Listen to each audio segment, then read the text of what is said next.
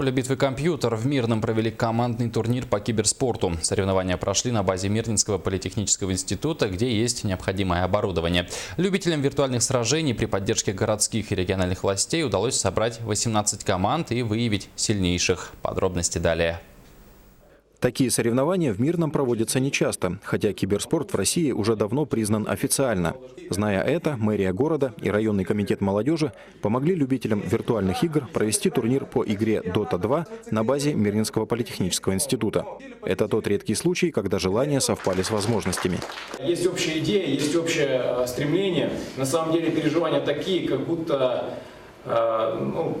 Я не знаю, то есть это ничем не отличается от переживаний, что играешь в какую-то спортивную игру. Турнир шел 3 дня. Играли параллельно 2 пары команд, по 5 человек в каждой. Группы располагались в разных лабораториях института, связанных локальной сетью.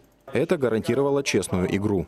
Цель конкретно этого турнира – выявить вообще количество желающих. Мы практически вслепую его сделали. Сперва было 6-8 команд, потом больше, и так 18 команд набралось. Мы вообще не ожидали. Соревнования идут на выбывание, но у проигравших команд есть шанс реабилитироваться.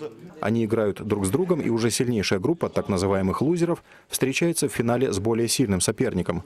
Одна игра может длиться час, но это время в азарте пролетает незаметно. 5 команд из 18 имеют статус опытных. Это костяк городского кибердвижения. Очень много дебютантов в этот раз, очень много школьных команд, студентов и первокурсники, и разных старших курсов.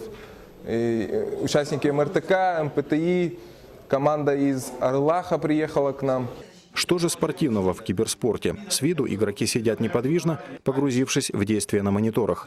Игра Dota 2 относится к классу ролевых, то есть игроки управляют героями, которые должны выполнить определенную миссию, например, разрушить вражеский трон. Стратегия, вот эта смекалка, вот это все вот здесь присутствует. Головой думать надо. У киберспортсменов лишь 2 ограничивающих фактора – техническая база и хороший интернет. Если первую проблему удалось решить при поддержке Мирнинского политеха, то играть без задержек и зависаний ребята надеются уже этим летом, когда в Мирном улучшится канал доступа к всемирной паутине.